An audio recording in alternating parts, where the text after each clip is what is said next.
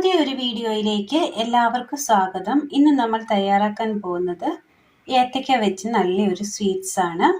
അതിനായിട്ട് ഒരു ഏത്തപ്പഴം നമ്മൾ എടുത്തിട്ടുണ്ട്, ഒരൽപ്പം മൈദ, തേങ്ങ തിരുമിയത്, തേങ്ങ നല്ലതുപോലെ വേണം, ഒരൽപ്പം പഞ്ചസാര, മധുരത്തിന് ആവശ്യമായ പഞ്ചസാര.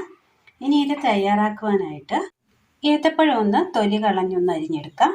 ഏത്തപ്പഴം തൊലി കളഞ്ഞ് റൗണ്ടിൽ കട്ട് ചെയ്തെടുത്തിട്ടുണ്ട്. ഒരു പാൻ അടുപ്പത്ത് വെച്ചതിന് ശേഷം അതിലേക്ക് ഒരൽപ്പം എണ്ണ ഒഴിച്ചു കൊടുക്കാം. ഒന്ന് ചുറ്റിച്ചെടുക്കാം.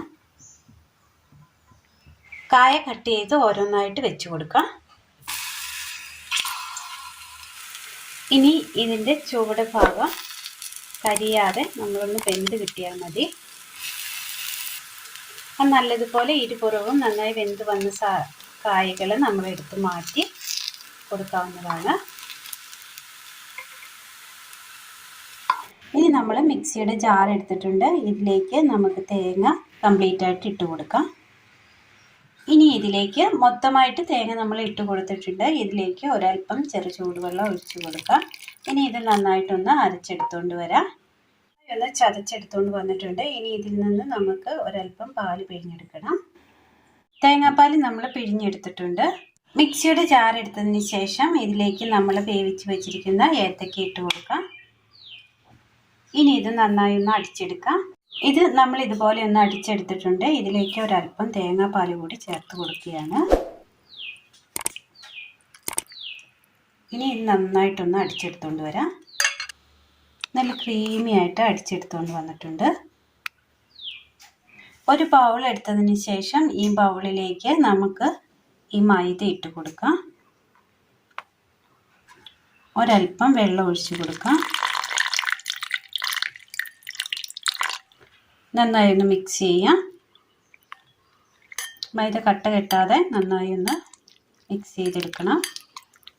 അതിനാവശ്യമായ വെള്ളം അല്പാൽപമായിട്ട് ചേർത്ത് കൊടുത്ത് നന്നായി ഒന്ന് മിക്സ് ചെയ്തെടുക്കാം.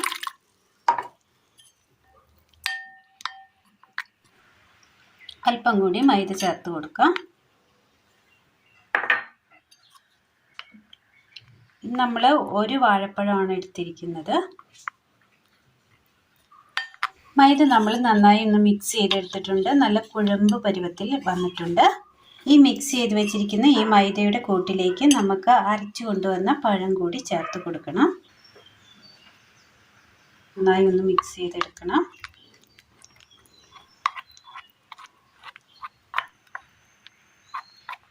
നമ്മൾ തയ്യാറാക്കി വെച്ചിരിക്കുന്ന ഈ തേങ്ങാപ്പാലിലേക്ക് പഞ്ചസാര ഇട്ട് കൊടുക്കാം. എന്നിട്ട് നന്നായിട്ടൊന്ന് ഇളക്കി കൊടുക്കാം.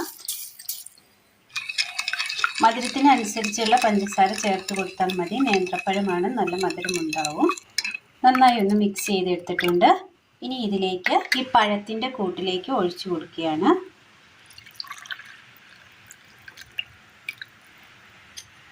നന്നായി മിക്സ് ചെയ്യാം. അങ്ങനെ നന്നായി ഒന്ന് മിക്സ് ചെയ്തെടുത്തിട്ടുണ്ട് നമ്മളിത്. ഇനി നമ്മൾ പഴം വറുത്തെടുത്ത അതേ പാൻ അടുപ്പത്ത് വെച്ചതിന് ശേഷം അതിലേക്ക് ഇത് ഒഴിച്ചു കൊടുക്കുകയാണ്. അങ്ങനെ നമ്മൾ ആ പാനിലേക്ക് ഇത് ഒഴിച്ചു കൊടുത്തിട്ടുണ്ട്. ഇനി ഇത് കൈവിടാതെ നമ്മൾ ഇളക്കിക്കൊണ്ടിരിക്കണം. ഒന്ന് കുറുകി വരുന്നുണ്ട്. ഈ സമയം ഇതിലേക്ക് ഒരൽപ്പം കളറിനായിട്ട് മഞ്ഞൾപ്പൊടി ഒരൽപ്പം ചേർത്ത് കൊടുക്കുകയാണ്.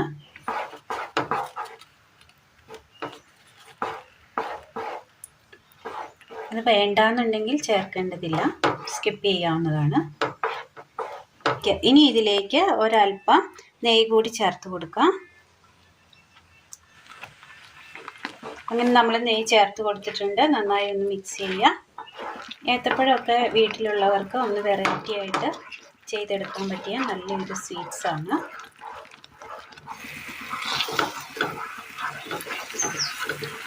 നന്നായിട്ടൊന്ന് ചട്ടിയിൽ നിന്ന് വിട്ട് കിട്ടുന്ന ഒരു പരുവമൊക്കെ ആയി തുടങ്ങിയിട്ടുണ്ട്. ഈ സമയം നമുക്ക് വേണമെങ്കിൽ ഏലക്ക പൊടിച്ചതും ജീരകം പൊടിച്ചതും ഇതിൽ ചേർത്ത് കൊടുക്കാവുന്നതാണ്. പോരാത്തതിന് കാഷ്യൂനട്ടോ മുന്തിരിയോ എന്തെങ്കിലുമൊക്കെ ഉണ്ടെങ്കിലും നമുക്ക് ഇതിനകത്തേക്ക് ആഡ് ചെയ്ത് കൊടുക്കാവുന്നതാണ്, നമ്മുടെ ഇഷ്ടാനുസരണം. ഇതിലേക്ക് നമ്മൾ ഏലക്ക ചതച്ചതും 2 ഏലക്ക ചതച്ചതും 1/2 സ്പൂൺ ജീരകം പൊടിച്ചതും കൂടി ചേർക്കുകയാണ്. ഒരുപാട് അങ്ങ് പൊടിയണ്ട, ഒന്ന് ചതഞ്ഞ് കിട്ടിയാൽ മതി.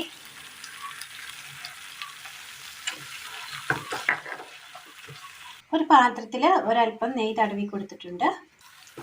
ഇത് നമുക്ക് നെയ്യൊക്കെ ഒന്ന് തെളിഞ്ഞ് കിട്ടിയിട്ടുണ്ട്.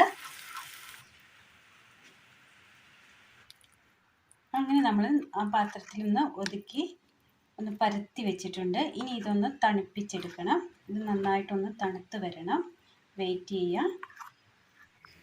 അങ്ങനെ നമ്മുടെ ഏത്തക്കായുടെ സ്വീറ്റ്സ് അങ്ങ് റെഡിയായി വന്നിട്ടുണ്ട്, തണുത്തിട്ടുണ്ട്. ഇതൊരു പാത്രത്തിലേക്ക് ഇട്ട് കൊടുക്കാം.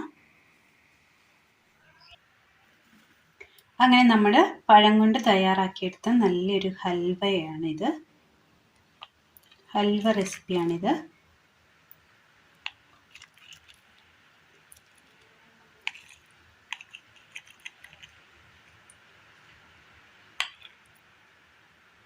ചേർത്ത് കൊടുത്തിരിക്കുന്നത്.